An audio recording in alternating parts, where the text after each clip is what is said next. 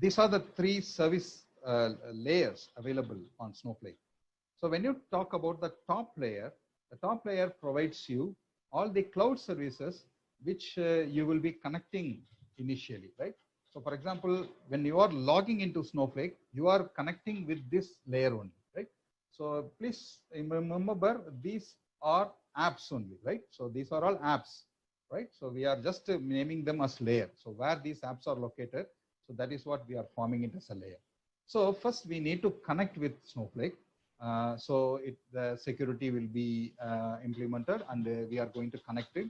And without running any other app, without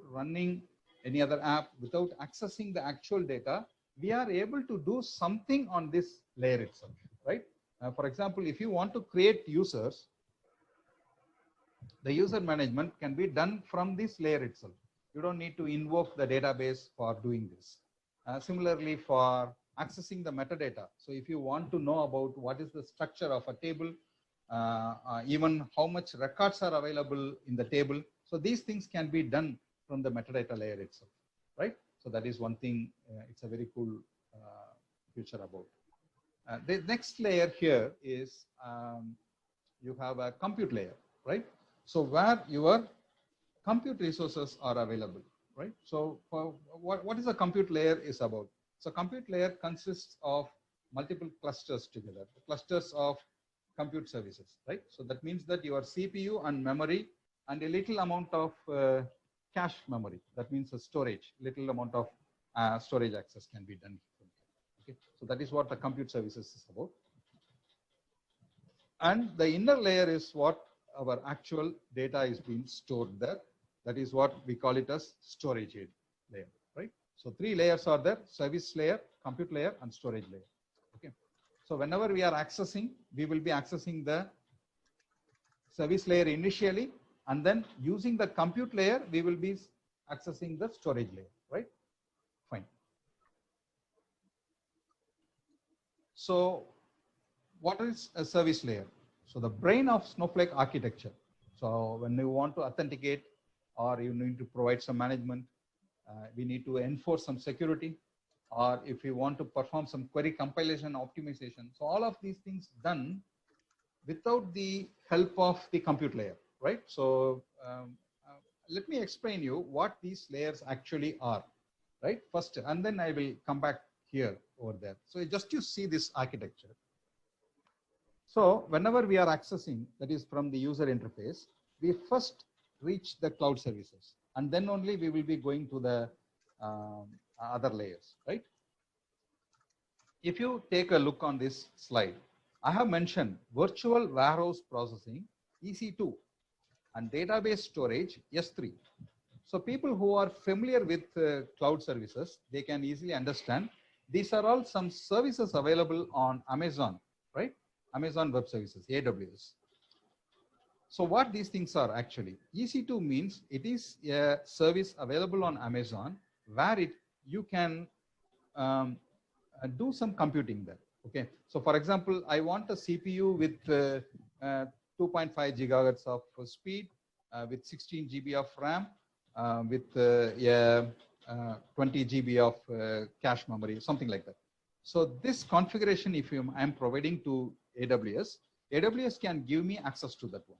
Okay. Obviously, they are going to charge for that, right? Fine. So this EC2 is being used by Snowflake. Okay. Just for comparison, I'm telling you, you could have heard about Uber, Ola, and some of these cabs, right? So these cab companies, they don't own even a single cab, right? So it is not under their name actually, right? So it is being owned by some other person. They just hire them and they are running. They manage these people, right? So thousands of cabs are available. Thousands and thousands of cabs are available on Uber or Ola or something like that.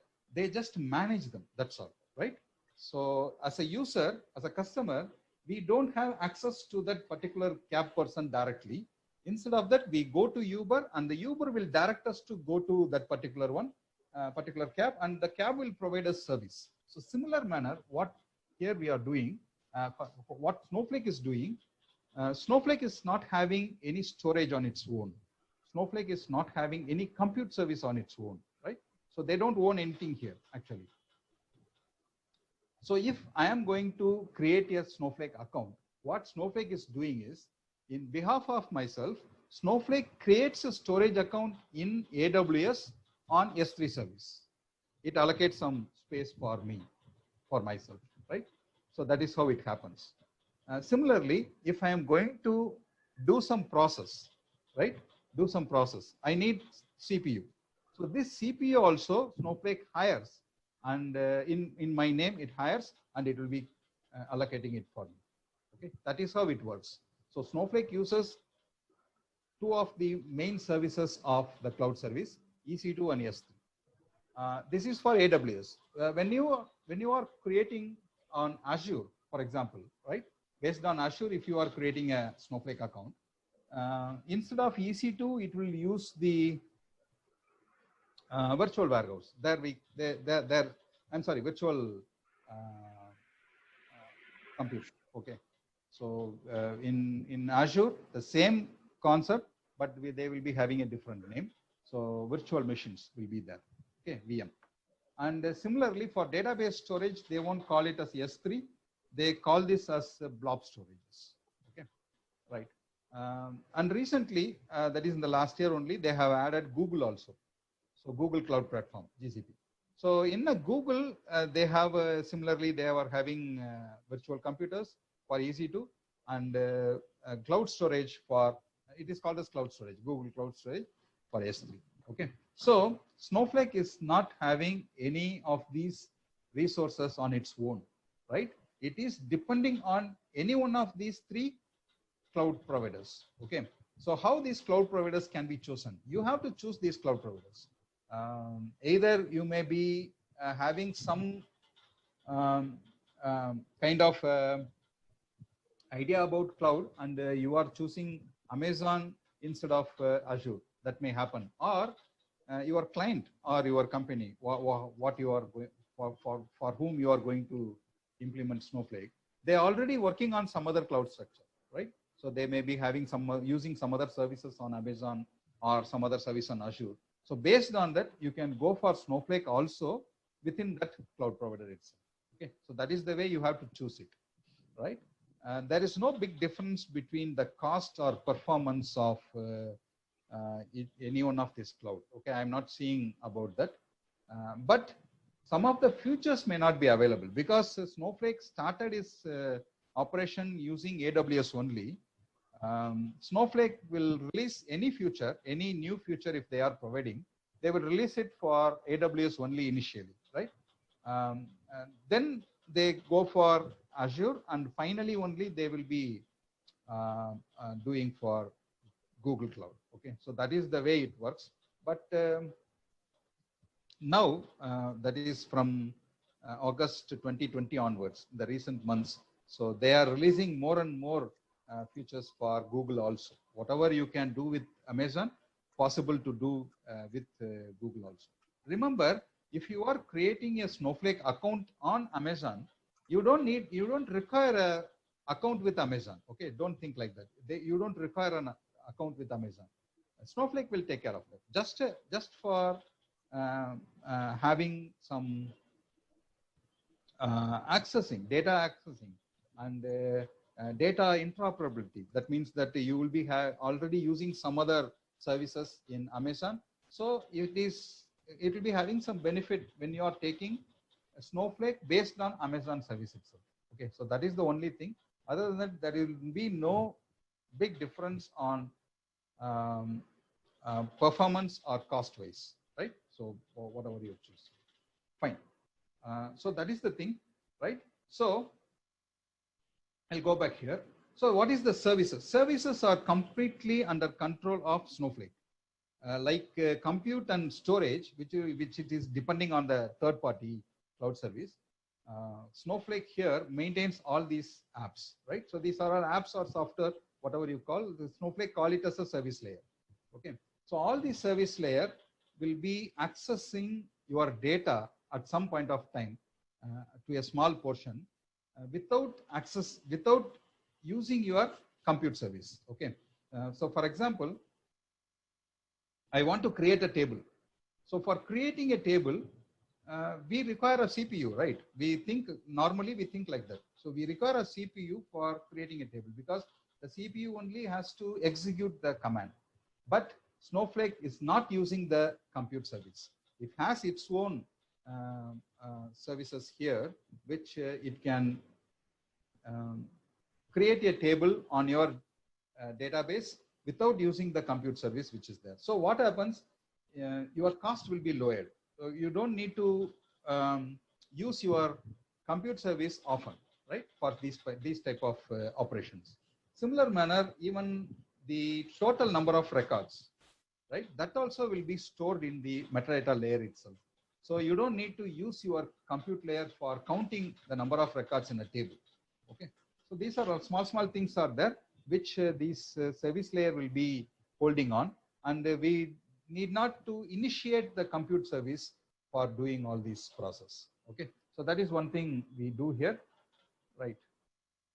Then what do you have here in compute service? So the compute service is a complete kind of CPU along with the memory. So that is what. So, but the Snowflake is not revealing us how much memory is having, how much, what is the processing and all. But it gives us the size of each of the compute resource, right?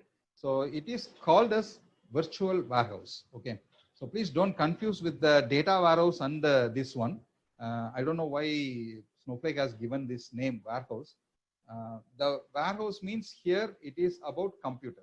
Okay, you can just imagine is as a whole computer. Okay, that is what a virtual warehouse is about. Instead of naming them as virtual machines or virtual systems, so they have named this as virtual warehouses. Okay, so each of the virtual warehouses can have one or more clusters. Okay, so one or more clusters means the same thing will be available on multiple clusters together. Okay, for example, if I am hiring one system from here for one cluster, that means that, for example, I'm telling 8 GB of memory with 1.2 gigahertz of speed, something like that. So if I am taking 5 clusters, same 8 GB of memory, 1.2 gigahertz will be available as 5 times, right? Not 8 GB into 5. 8 GB, 1.2 is one unit, one cluster. Similarly, I will be having 5 clusters. Okay, so that is what multiple clusters are about. You can take up to 10 clusters. It is allowed to take up to 10 clusters of your virtual warehouse, right? So the virtual warehouses are designed to execute the queries which you are creating inside the Snowflake. So yeah, and it is been designed for getting only the minimum data whichever is required from the storage layer, right? So that will be done by the query optimization, which is available in the service layer. So you can see that here, you see that we have optimization, right? So query optimization, whatever query you are executing, it will be intelligently, it will be analyzing the query, and it will be diverting it to the proper storage area, and it will get the data only whichever is essential for that particular query.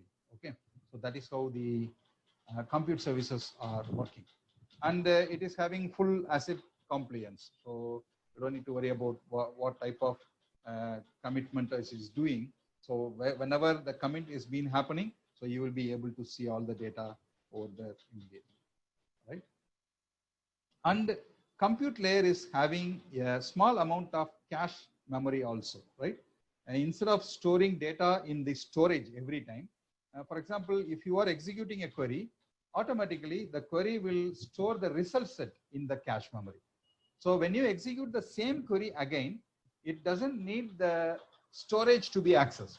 Okay, it can take from the cache memory itself. So it will be very faster for you, right? So that is the way it works.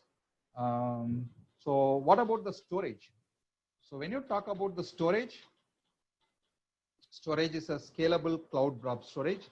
It holds all the diverse data, table, query results. So everything else, whatever you have in a normal database, we have views, we can have store procedures, we can have functions, right? right? We can have all these kind of objects available in the storage. Okay.